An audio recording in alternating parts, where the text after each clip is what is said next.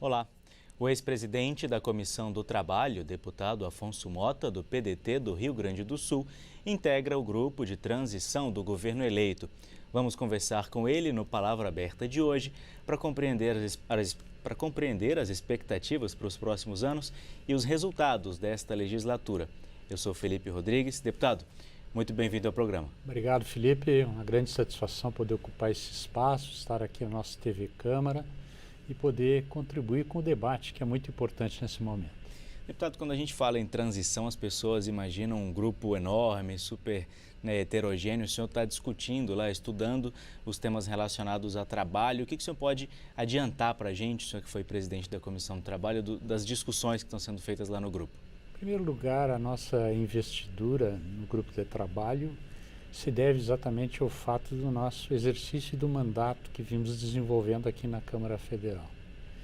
Então, eu diria que muito mais que a efetividade de um processo, com discussão de temas, com direcionamento de propostas, se trata de uma contribuição com a consciência, com a visão de que há muito a realizar, em primeiro lugar, processualmente, para cumprirmos a etapa fundamental de alteração orçamentária e uma preparação efetiva para que ocorra a posse, a partir daí se tenha a implementação das políticas públicas, já evidentemente com os líderes designados, aqueles que vão ocupar os espaços, vão ocupar os ministérios, que vão constituir toda a estrutura de governo e a partir daí sim fazermos o debate daquelas questões que são importantes. Evidentemente que as relações sociais que tratam do trabalho, que tratam da harmonia entre o capital e o trabalho, né,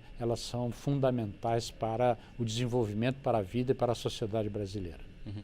O senhor falou ali da adequação orçamentária. Vai ser possível, vai ter espaço, enfim, vai ser possível criar um orçamento que viabilize tudo isso que está sendo discutido? Eu acredito que, em primeiro lugar, é fundamental uma grande negociação. A governabilidade, todos sabem, passa por um desafio de uma minoria, que hoje é a que efetivamente dá sustentação ao novo presidente eleito, para uma transição que passe por uma negociação onde as proposições e as boas ambições que tem o governo, né, especialmente todas as questões relacionadas a mais recursos para a implementação dos compromissos assumidos durante a campanha no campo, principalmente no campo social, né, elas têm um atendimento mínimo. Eu sou daqueles, Felipe, que acredito que nós estamos ainda muito longe de um efetivo entendimento. É claro que todo o balizamento vai passar pelo Senado Federal. É lá onde nós vamos ter uma espécie de referência, de estabelecimento de limites. Ou seja, bom, é claro que tudo indica que os recursos ampliados deverão ser recursos que não deverão integrar o teto, né, deverão ser recursos extra-teto. Em segundo lugar, vai ser feita uma discussão com relação à temporalidade, né, qual o prazo que efetivamente nós vamos ter com relação à possibilidade de manter esses recursos fora do teto. Em segundo lugar, sobre os valores efetivos e a sua destinação, né, o que hoje é público é quase obrigatoriedade, que eu acho que aí vamos ter uma unanimidade de, a partir de 1º de janeiro, nós temos um auxílio emergencial ao Bolsa Família, como se queira designar, de R$600, dando continuidade a um funcionamento, a uma realidade que já vem acontecendo, e as demais questões, né, vão ser evidentemente constituídas a partir dessa referência do Senado, que vem para a Câmara e que também vai dar a sua contribuição. Mas eu acho que é muito importante o processo, né? Esse momento é prevalente no Senado Federal e há uma grande expectativa de chegar aqui na Câmara. O meu sentimento, né, embora torça para que tudo aconteça, para que tudo tenha efetividade, é um sentimento de muito cuidado, de muita reserva, porque é um acordo muito complexo, né? Hoje a governabilidade passa por um grande acordo em função da minoria que tem o presidente eleito para atender os seus propósitos. E tem pouco tempo, né, deputado? Muito pouco tempo, até o dia 19, com certeza, nós temos que estar com esse processo concluído. Uhum. E pouco tempo também de conversa, né? de aprovação, de construção de um texto que seja minimamente consensual. Por isso, Felipe, que o que se vê nesse momento é ainda pouca efetividade. Né? Claro que todos sabem das pretensões, das propostas, da dimensão, de tudo aquilo que significa. Né? Tem argumentos, inclusive, no sentido de que essa negociação não se aplica exclusivamente ao próximo governo. Né? Há também um conjunto de considerações em função de recursos que estão contingenciados e que ainda precisam ter resposta até o final do governo. A gente sabe das implicações, né? Não só do contingenciamento, que de certa forma adia comprometimentos assumidos também perante a população, perante os parlamentares, perante os senadores, perante os deputados, mas também compromissos que obrigatoriamente têm de ser cumpridos sob pena daqueles que hoje respondem pelo governo serem responsabilizados. Perfeito. Então, acho que essa é uma questão que vai entrar no debate lá, aquele debate que vai começar no Senado, né, entre o atual governo e o futuro governo.